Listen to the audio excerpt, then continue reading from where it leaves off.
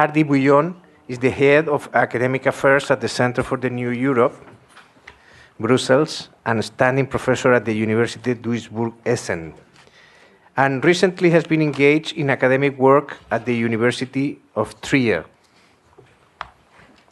Hardy, the word's due.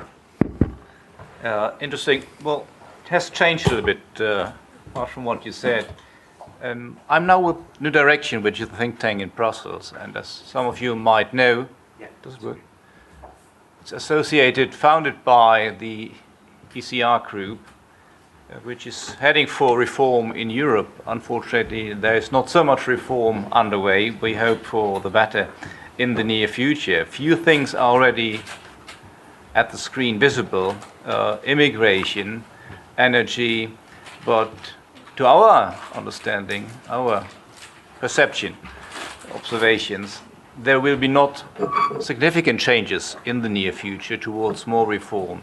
When we look to the main driving forces, Germany and France, there might be more towards the completion of the single market. There might be a little bit less regulation, don't know where, exactly in which direction and in which area, but there will be no dramatic change. And if we look to the foresight for the next European elections, at the moment our group is 50 odd members, might be a little bit less. It's difficult to see which way Germany is going. Perhaps the AfD will bring more members in, and those are the few who are prepared for reform, so there is not so much hope.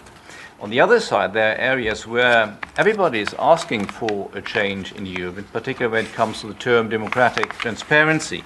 And here is something, at least I found as a political philosopher, very interesting, because here, if we have a serious discussion with other people, I think it's possible to make them move in a certain direction. And let me try whether I succeed doing that. Yes, I have two messages. One, it will be short. The other one is not a good message. It will be a little bit complicated. For that reason, I brought the presentation. The question I have here is more justice within democracy possible? There are many democratic deficits that ask for more democratic transparency, lack of transparency in general. What are the decisions like? How can they be made more transparent? A lack of subsidiarity, that too many decisions are taken on the EU level, not in the national parliaments, and that should be reverted, but there is, as I said in the introduction, not so much hope.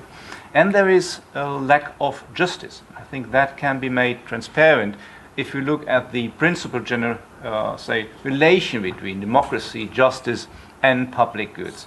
Public goods is, as we know, exemplified by the rules of law, but also by roads and many other products.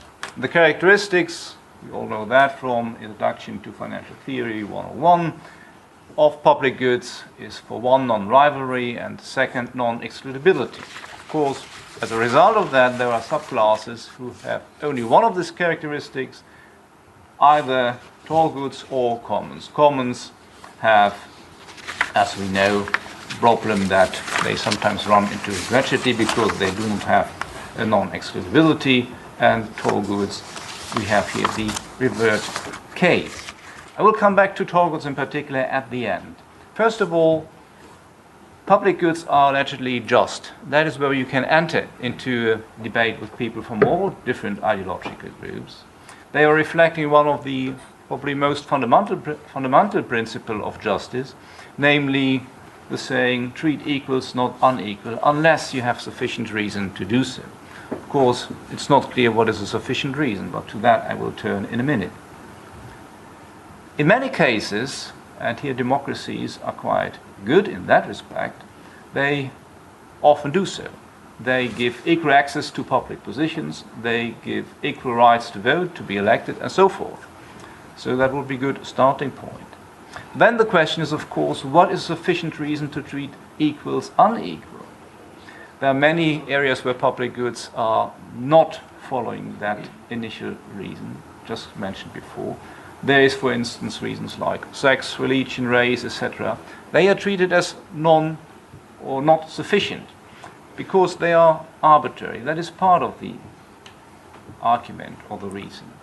The answer, in a more abstract way, is a sufficient, or theoretical way of answering is, a sufficient reason for unequal treatment of equals is given if the very reason is constitutive for the reference good. What is meant by that? Every time when we act, when we have private goods or public goods, we have goods, and we need them, of course, and I call those then reference good.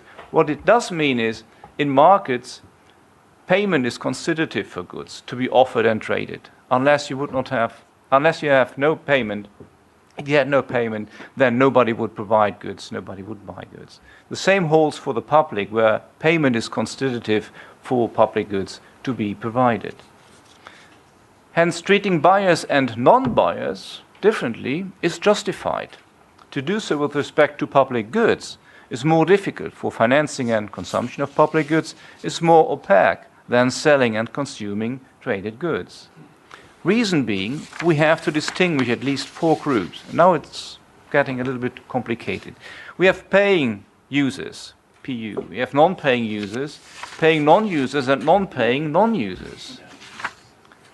Having said this, we have to look at 6 possible group pairings and the possible injustice they might imply. We can look at the paying users and the non-paying users. We can look at the paying users and the paying non-users, the paying users and the non-paying non-users. Good exercise, pronunciation. We can also look then finally at the non-paying users and the paying non-users, or the non-paying users and the non-paying non-users.